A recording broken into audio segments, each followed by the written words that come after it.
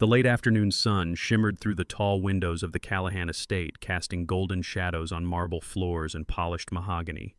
Laughter bubbled up from every corner of the room where high society women in pastel dresses sipped mimosas and posed for selfies beneath extravagant floral arches.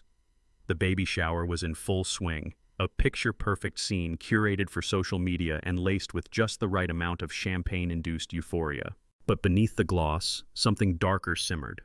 Serena Callahan stood at the center of the chaos, 7 months pregnant, glowing in a designer lavender gown that clung to her curves like a whispered secret. Her hand rested protectively over her bump, the picture of grace and serenity. But behind the smile, her eyes were searching, constantly darting to the entrance. She was waiting for her sister, Aria. The name alone sent shivers down Serena's spine, part love, part dread. Aria, the prodigal sister, the wild one who had vanished from the family radar over a year ago after a scandal too shameful to name in public. Aria with her ruby lips, untamed hair, and reputation for destruction. And Aria was late.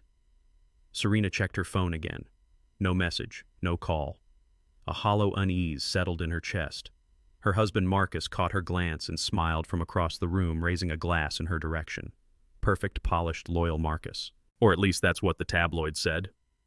The door burst open, and time froze. Aria strode in like a tempest in heels. Clad in a slinky crimson dress that defied every social expectation of maternity modesty, she moved like sin incarnate. Her dark hair tumbled over bare shoulders, and her eyes, a piercing shade of green, scanned the room like a lioness among gazelles. Conversations faltered, glasses clinked nervously, even the string quartet missed a note. "Darling," Aria purred, her voice silk and smoke. "Am I late?" Serena forced a smile. "Only fashionably." They embraced, a polite kiss on the cheek that felt more like a duel than a greeting. Aria's scent, a blend of sandalwood and rebellion, lingered as she pulled back her smile unapologetically wide. "You look fertile," she said, eyes flicking down to Serena's belly. "And you look recovered." "Oh, I never break," Aria replied, plucking a mimosa from a tray without waiting for an offer. Whispers erupted like a virus through the crowd. The scandalous sister, the one who disappeared after stealing her boss's wife, the one who had been spotted in Paris with a married senator, and now she was here pregnant and unaccompanied. The question was on everyone's lips. Who was the father? Aria didn't offer the answer. She didn't need to. Her mere presence was enough to turn the event from celebration to spectacle, and she reveled in it. Over the next hour, Aria floated through the room like a bomb waiting to detonate. She flirted with the caterers, slipped into private conversations, and left trails of discomfort wherever she went. Serena tried to focus on the games, guess the baby's name, decorate the onesie, but her gaze kept flickering to her sister like a moth unable to resist the flame. Then it happened. She saw it. A glance, a touch. Marcus. He was talking to Aria, no more than talking, leaning in, smiling in a way Serena hadn't seen in months. And Aria, she was laughing, one hand resting lightly on his forearm. A surge of heat flushed Serena's cheeks. Her vision tunneled. Her mind screamed at her to stay calm, but her body betrayed her. She moved without thinking, walking no storming toward them. "Marcus," she said, voice tight, "can you help me with the cake setup?" Marcus blinked. "Of course. Aria and I were just catching up." Aria finished. Her tone dripped with innuendo. Serena's eyes locked onto her sister's. 1,000 unspoken words passed between them. Later, the guests would say the baby shower was a success, that the cake was divine and the games were delightful. But no one missed the electric tension between the Callahan sisters. No one forgot the way Aria tossed her hair and whispered into Marcus's ear just before leaving. And no one could unsee the envelope she left behind on the gift table, addressed in bold cursive, "To Serena, read alone." It would be hours before Serena found the strength to open it. But when she did, everything changed. The note was handwritten on thick, creamy paper. Aria's handwriting, elegant, fluid, unmistakable, unfolded like a blade. "My darling sister, I'm sorry to bring this to you now, but there's no other way. The child I carry is Marcus's. It started that night in Milan. You were in New York. He said he missed you. I was lonely too. I didn't plan it. I didn't want it. But here we are. He wanted to tell you. I told him not to. Now you know." Serena stared at the words until her vision blurred. Her breath hitched. Her knees buckled and she sank into the velvet armchair beside the nursery display. The room spun around her. 1,000 images crashed into her consciousness. Marcus's late-night meetings, the secrecy, Arya's sudden disappearance, the lingering tension every time his phone buzzed. It was true. Every instinct inside her screamed. Rage, betrayal, heartbreak. She clutched her belly as if shielding the baby from the truth. But even then, deep down, part of her already knew. The war had begun, and Serena Callahan had no intention of losing.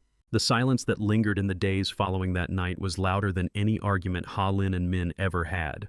The hotel suite had become a ghost of what it once was, no longer a playground of whispered promises and hungry bodies, but a vacuum where the echoes of betrayal rattled through every movement. Ha-Lin's body still burned with the memory of Vuong's touch, but the fire was mingled with something darker, guilt, confusion, a cruel twist of longing. She tried to drown it in work and appearances in the expensive wine Min brought home, but every time she looked at her husband, all she saw was Vuong.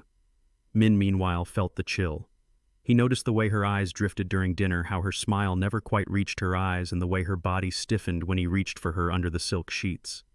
He didn't know the truth, not yet, but suspicion gnawed at the edges of his mind like termites in old wood. Min was a man who controlled everything, markets, politics, people, but not his wife. Not anymore.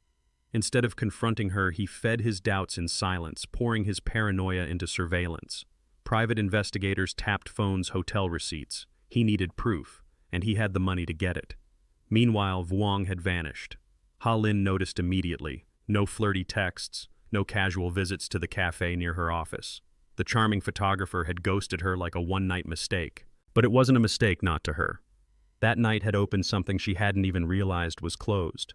A locked room in her chest filled with wildness, rage, and a longing for something real. When she finally received a message from Vuong, it was a single line, "Meet me at the old greenhouse, midnight." No explanation, no warmth, but she was there. The greenhouse was where Vuong often photographed light decay and forgotten things. Now it stood abandoned on the outskirts of the city, moonlight slicing through broken panes and casting shadows like wounds across the concrete. Ha-Lin stepped inside. Heels clicking, breath caught in her throat. He was waiting, half in shadow, half in moonlight, cigarette between his lips, camera bag slung across his chest. "You disappeared," she said, voice sharp. Vuong turned slowly, eyes unreadable. "So did you." There was silence, taut and humming like a power line. Then she moved toward him, slow and deliberate, her heels snapping against the floor like gunshots. "I didn't think you'd regret it," she murmured, stopping inches from him. "I didn't," he said. "But you might." His words were like flint, dangerous, sparking something wild inside her. She grabbed his collar and pulled him into a kiss that was all teeth and heat. It wasn't gentle. It wasn't tender. It was war. Afterward, tangled in each other under the cracked glass ceiling, he finally spoke. "Min knows something's off," Vuong said, voice rough. "I've seen his people following me." "Then why call me here?" she asked, fingers tracing circles on his chest. "Because I need you to know this won't end clean," he said. "Not with a man like Min." Ha-Lin didn't reply. Her silence was answer enough. The next morning she returned home to find Min in the kitchen pouring coffee with the grace of someone who'd been awake for hours. He turned to her with a smile too controlled to be natural. "Late night?" he asked, casual. She nodded. "Work dinner ran long. Strange. I called your assistant. She said you weren't on the schedule." There it was. The first crack in the facade. Ha-Lin felt her spine stiffen, but her face remained unreadable. She'd played this game before. "Didn't know I needed clearance," she said lightly. Min didn't answer. He simply sipped his coffee, eyes sharp over the rim. Later that evening, a package arrived at the penthouse. It was addressed to Min, but Ha-Lin opened it before he got home. Inside was a single printed photograph. Her, Vuong, entwined in a kiss beneath shattered glass. She stared at it for a long time before carefully sliding it back into the envelope and returning it to the table.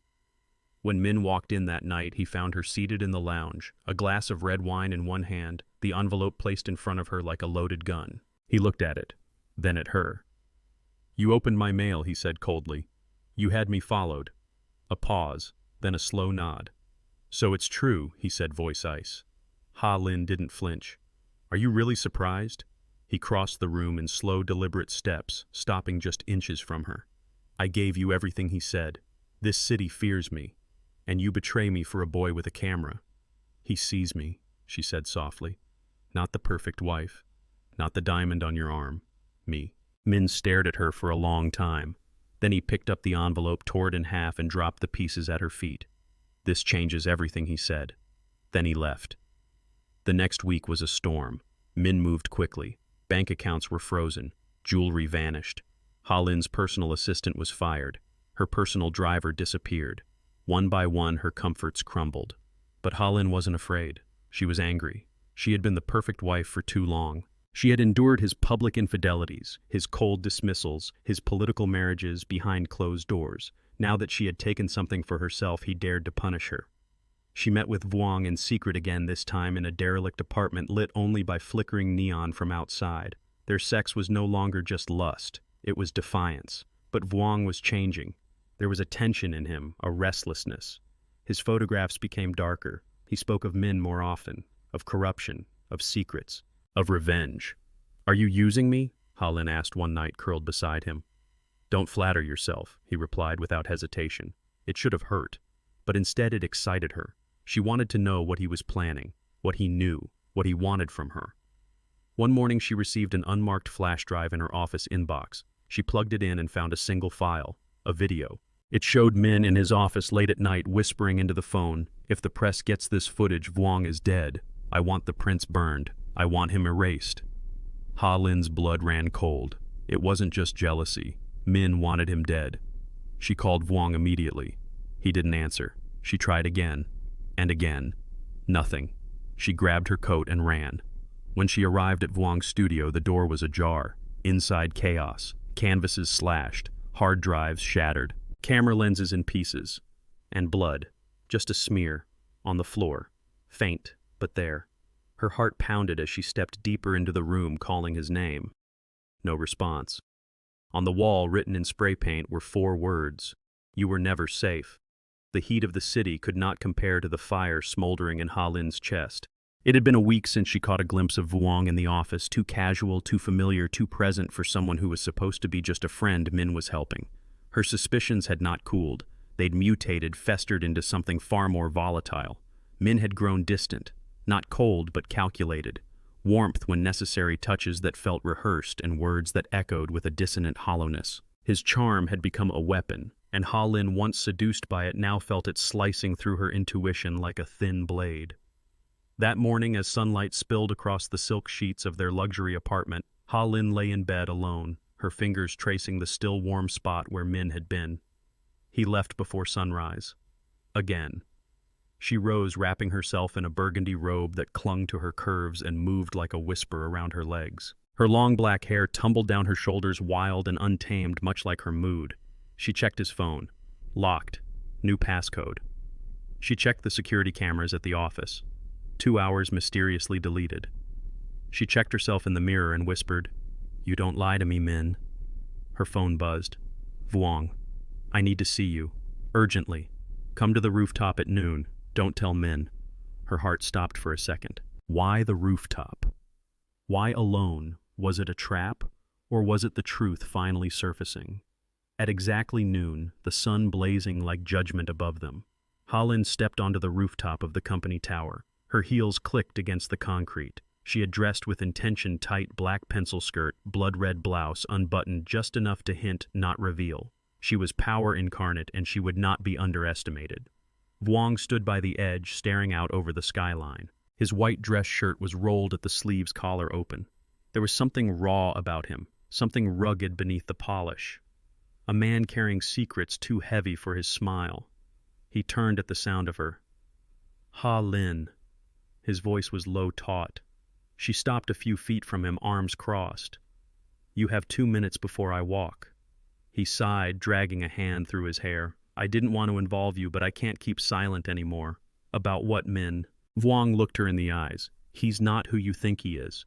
She didn't flinch. "Then who is he?" "A liar. A manipulator.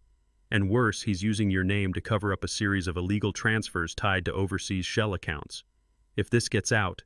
She grabbed his arm, squeezing it like a vice. "Are you telling me I'm being framed?"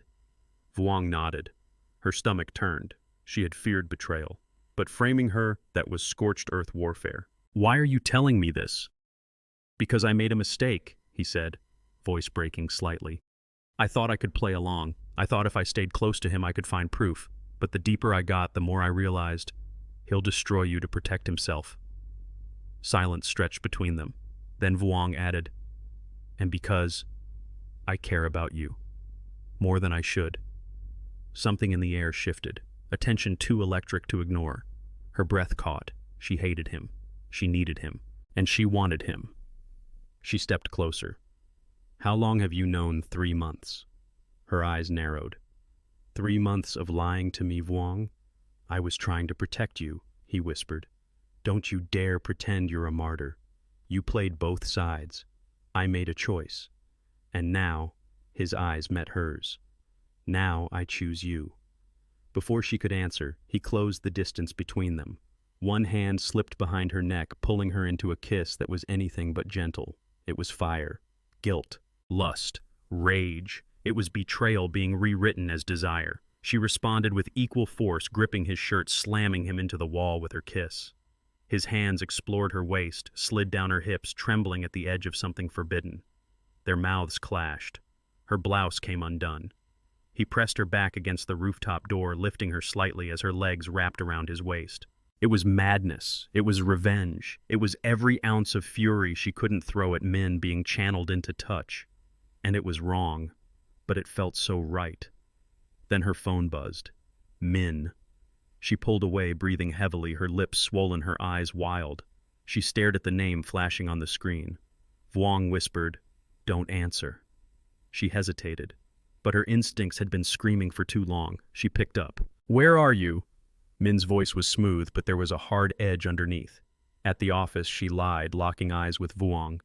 Pause. "I'll be there in 10, Minh said. She hung up. Vuong stepped back, buttoning his shirt with shaking hands. "We can't keep doing this. We never should have started," she replied coldly, rebuttoning her blouse. But her eyes betrayed her. They lingered on him. She left the rooftop with no goodbye. Back in the office, Lin sat at her desk, mind spiraling. The documents Vuong had shown her were damning. Dates, transfers, Minh's forged signature next to her own. It was clean, precise, almost perfect, but not perfect enough. She opened her private files, hunting for anything Minh might have missed.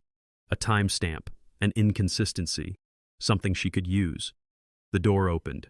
Minh walked in, radiant as always in his navy suit, his tie loose around his throat. He smiled. "Hey, babe. Got time for lunch?" She stood. "You've been busy." He kissed her cheek. "Always am." She pulled away subtly. "So what's Vuong doing in accounting all of a sudden?" Minh's eyes didn't waver, helping with a transition. "We're merging a few departments." She tilted her head. "Why didn't you tell me?" He smiled again, cool, calculated. Didn't think it mattered. Her fingers itched to slap him, but she smiled back. "You're right," she said sweetly. "It doesn't." But her war had begun, and Lin never lost. The city glittered like 1,000 secrets kept in silence. Lin sat in the back seat of the car, her hand resting lightly on the folds of her silk dress. Every movement calculated and silent. The driver said nothing, though his eyes flicked to the mirror more than once, reading the electric tension that hummed around her like a second skin. Tonight was the charity gala, a glamorous, polished affair thrown by Minh's foundation. An event that promised masks and wine, whispered alliances, and perfect smiles hiding bloodlust. But for Lin, it wasn't just another evening of pretending. Tonight she would confront the man she once thought she knew, the man who now held her heart like a knife pressed against her ribs. The ballroom was dressed in gold and sin. Crystals sparkled from the chandeliers above. The air was thick with perfume, lust, and ambition. Everyone wore masks, some sequined, others feathered, all expensive. They laughed and toasted and lied through their teeth. Lin entered like a flame. Her gown was crimson and slick against her skin, cut low in the back and split high on the thigh. Her mask was black lace wrapping delicately across her cheekbones and just barely concealing the fire in her eyes. Heads turned, whispers followed, but she only looked for one man. And then she saw him. Minh stood near the grand piano, tall and self-assured, a black suit fitted to perfection, a silver mask sharp across his face. He was the storm in the center of the calm, poised, unreadable, dangerous. Their eyes locked across the room. Time stilled. She walked toward him, glass in hand, hips swaying, heels tapping against marble like gunshots. "Miss Ha Lin," Min said, voice like smooth bourbon. "I was beginning to wonder if you'd come."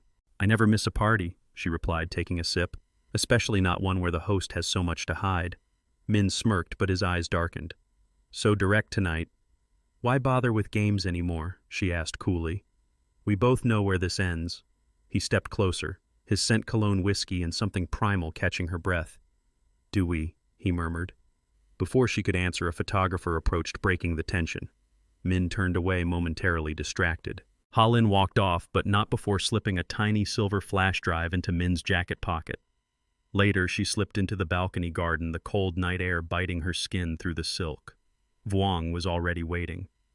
"You're late," he said, jaw-tight eyes scanning her body in a way that made her shiver, not from the cold. "You look tense," she said, leaning against the railing, her breath forming clouds in the air. "Is it guilt or just jealousy?" "Don't push me tonight, Ha Lin." She smiled, slow and dangerous. "I planted the drive on Min. It's in his inside pocket. Once he plugs it into his laptop, you'll have access to everything, every transaction, every dirty deal, every name." Vuong exhaled, running a hand through his hair. "And what do you want in return?" She stepped toward him, placing a hand on his chest. "I want Min to burn. I want every mask he's ever worn ripped off, and I want to be the one to light the fire." Vuong hesitated, then grabbed her waist and kissed her. Hard, desperate. She kissed back, but as always when it ended, she turned away first. Inside, the mask of civility was cracking. Min watched her return to the party, lips swollen, eyes bright, wearing a new kind of confidence. Something dangerous bloomed in his chest. He didn't like not knowing. And Ha Lin, she was hiding something. He slipped away from the crowd and made his way to his private study upstairs, unbuttoned his jacket, reached into the inner pocket. His fingers brushed metal. The flash drive glinted in his palm. No markings, no labels. He didn't plug it in. He simply stared at it, then placed it gently on the desk beside a framed photo, an old one of him and Ha Lin laughing under the summer sun before ambition and betrayal began to rot the edges of everything. Was she warning him or baiting him?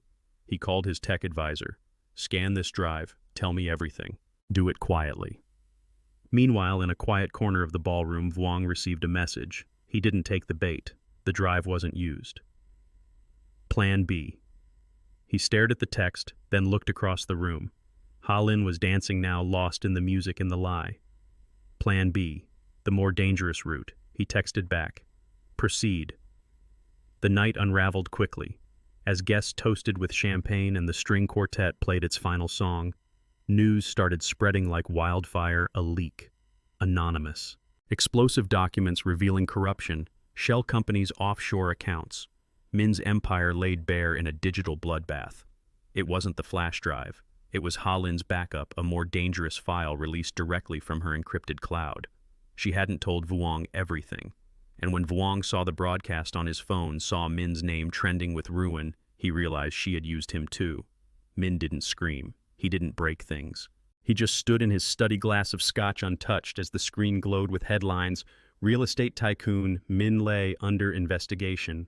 Anonymous. Leak shakes business. Elite." He looked out the window, watching Ha Lin exit the building, her red dress fluttering like a flag of war. "You want war," he whispered. "You'll have it."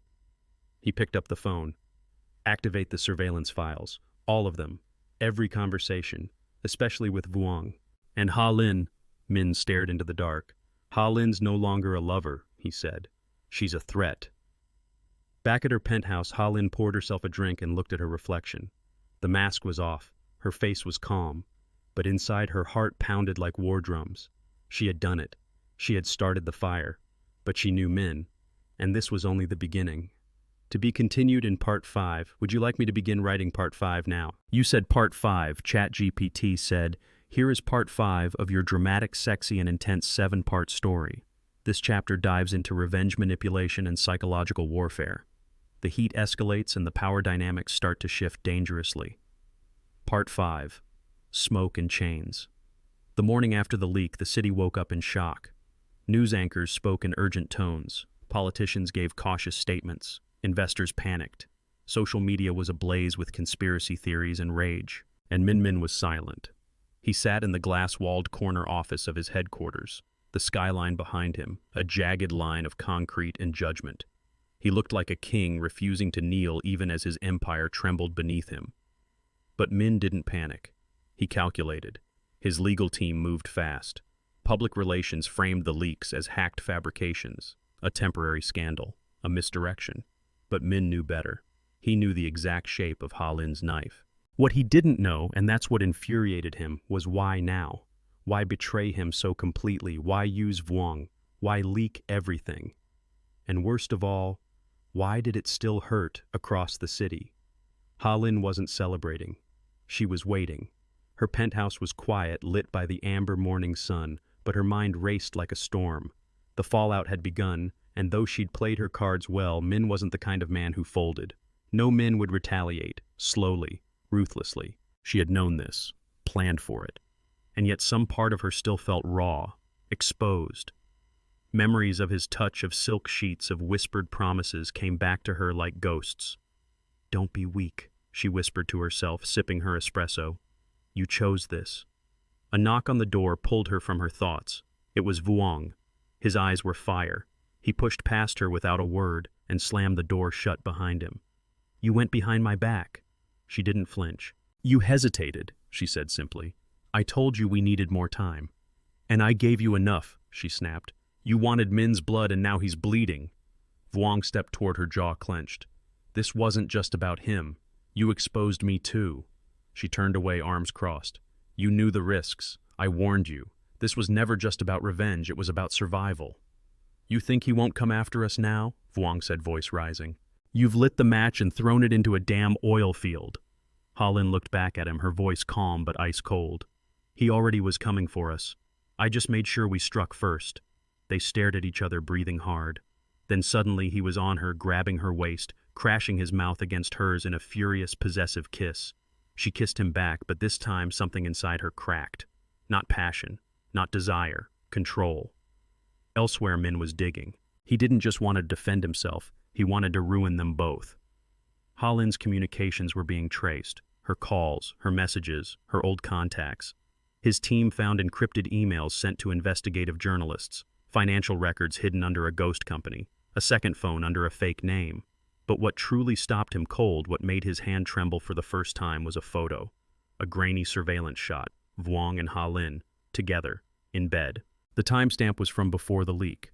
She hadn't just betrayed him professionally, she had betrayed him personally. Min felt something snap, something vital. He stood slowly like a man preparing for execution or war. "She's going to beg," he said aloud, voice like broken glass. "And he's going to die screaming." That evening a message arrived at Ha Lin's phone. No name, no number, just a sentence. "Meet me. Tonight. Alone." She knew who it was. And she knew saying no was never an option with Min. The rooftop of the Ascent Hotel was deserted, except for the man waiting beside the edge, a glass of whiskey in one hand and a smirk as sharp as a blade. Min. Ha Lin stepped into the wind, her heels clicking across the stone floor. "Dramatic location," she said. "Fitting," he replied. "For a woman who loves playing with fire." She walked to him close enough to smell the danger. The city lights burned beneath them like hell's own reflection. Min turned to her slowly. "I trusted you. I used you," she said flatly. "Let's not rewrite history." "But we were more than that," he said, tone low, dangerous. "Don't lie to me." "Were we?" she asked, voice sharp. "Or was I just another pawn on your goddamn chessboard?" His eyes narrowed. "You enjoyed being a pawn, until you thought you could be queen." She laughed bitterly. "And now you're angry. The game didn't end with you winning." Min set his glass down, stepped forward and grabbed her chin gently. Too gently. "You think this is over," he said, almost whispering. "You think leaking files and fucking Vuong means you've won." She didn't pull away. "I don't need to win," she said. "I just need you to lose." They stood like that, heat thrumming between them, pain and lust and rage all braided into one dangerous thread. Then he kissed her, fiercely, furiously, and she let him, because hate this raw still felt like love. Later that night, Ha Lin returned to her penthouse and found the door ajar. Her heart froze. She stepped inside slowly, silently, and saw the place in shambles. Furniture overturned, drawers ripped open. and on the mirror in her bedroom written in red lipstick, "Checkmate." Her phone buzzed. One message, a video file. She pressed play. It was a recording of her and Vuong in bed. The angle was cruel. The timing even worse. Minh had turned the tables. Her chest tightened. Her mind raced. How had he gotten it? When who else had it?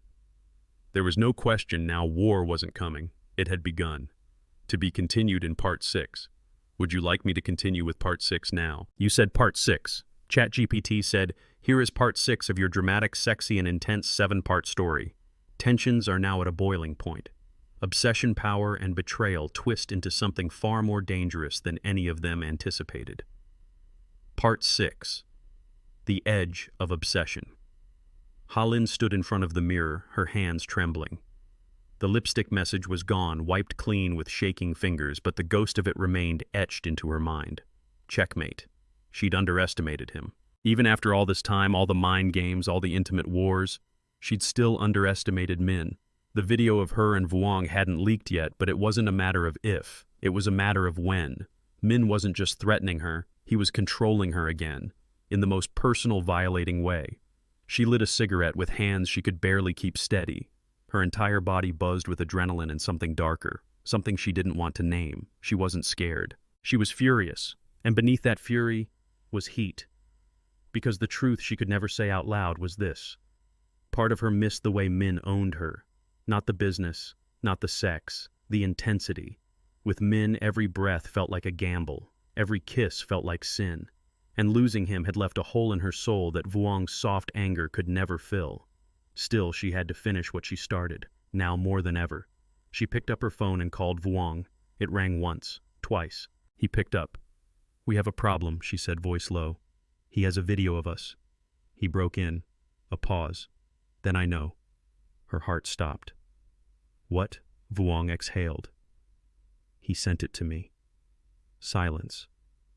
"He sent it to you." "Yeah." "As a warning. As a threat. Or maybe just to break me." Her voice dropped an octave. "What are you not telling me?" Vuong, more silence. And then softly, "He offered me a deal." Minh leaned back in his leather chair watching the skyline. His office was silent except for the ice clinking in his drink and the faint hum of classical music playing low in the background. He didn't need sleep. Not tonight. He needed victory. Earlier that day he had summoned Vuong. They met in a private lounge where no recordings were allowed and no witnesses would dare to remember faces. Minh had greeted him with a smile like poison. "Do you love her?" he asked, pouring whiskey. Vuong's jaw tensed. "What do you think I think?" Minh said smoothly. "You love the idea of her, but not the real woman. Because the real Ha-Lin doesn't want love. She wants power." Vuong said nothing. "I'm not offering forgiveness," Minh said. "I'm offering you a choice." He slid a small envelope across the table. Vuong opened it. Inside was a photo. A different one. Ha-Lin, with a man from 5 years ago. A political figure, married, now a candidate for prime minister. Vuong looked up. Minh's voice was cold steel. "She's been doing this a long time, seducing, using, destroying." Vuong's face was unreadable. "Help me bury her," Minh said, "or she'll bury both of us." Now Ha-Lin stood barefoot in her apartment listening to Vuong's silence on the other end of the line. "I didn't take his deal," he finally said. But she heard it. The hesitation, the way his voice cracked just slightly. "You're lying," she whispered. "No," he said.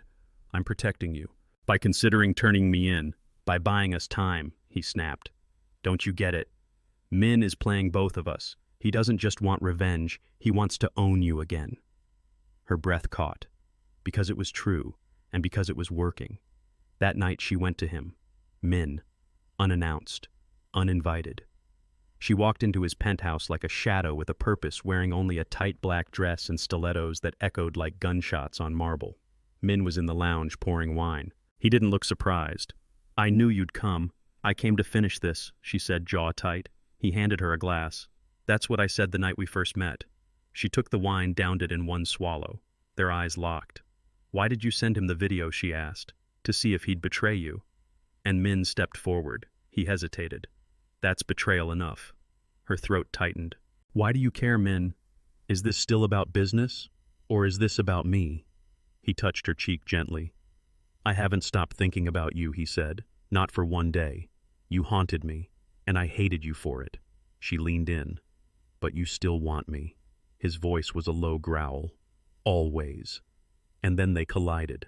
Their lips crashed like thunder. Their bodies tangled in a storm of fury and desire. Clothes were torn. Breath was stolen. They devoured each other like enemies, too tired to fight but too addicted to stop. He lifted her onto the kitchen counter, kissed down her neck, whispered things in Vietnamese that made her legs shake. And she let him. Because in that moment she didn't want to win. She just wanted this. Later she lay in his bed staring at the ceiling. He was asleep beside her, or pretending to be. She reached for her phone, opened her encrypted file vault, and hit send all. To every major outlet, every leak, every photo, every piece of evidence she had gathered for years. Because she knew now Minh would never stop. Not until she was broken. And she wasn't built to be anyone's slave. Minh woke up alone. The sheets were still warm. On the pillow beside him was a note. In her handwriting, I loved you once, but I love my freedom more. He didn't scream. He didn't cry. He just stared at the skyline as the first morning report broke on the news. Minh Duy Lay ties to international laundering ring and political corruption leaked in massive overnight dump. His empire wasn't burning. It was disintegrating, and she had lit the fuse with her lips still swollen from kissing him. The world watched Minh burn. Within 24 hours, the media storm hit like a typhoon. Bank records, hidden accounts, secret meetings with foreign brokers, political ties that stank of scandal and shadow money. Minh Duy Lay's name was everywhere and nowhere safe. TV anchors whispered it like a curse. Stockholders panicked. Boardrooms scrambled. And Minh He simply watched. From the penthouse, he refused to leave glass in hand city beneath him. He'd built the empire from nothing, brick by brick, lie by lie. Now it crumbled like ash between his fingers. But it wasn't just the power that haunted him. It was her, Ha Linh. She'd outplayed him. Not because she was smarter, not because she was stronger, but because she'd done the one thing he hadn't believed possible. She'd let him in, and still walked away. Ha Linh watched the chaos unfold from her hotel room in Paris, the Eiffel Tower blinking quietly beyond the windows. She had vanished cleanly thanks to the plan she'd spent years preparing. The data dump was merely the final move. The rest had already been set into motion. Her name had been scrubbed from most of Minh's servers before the leak.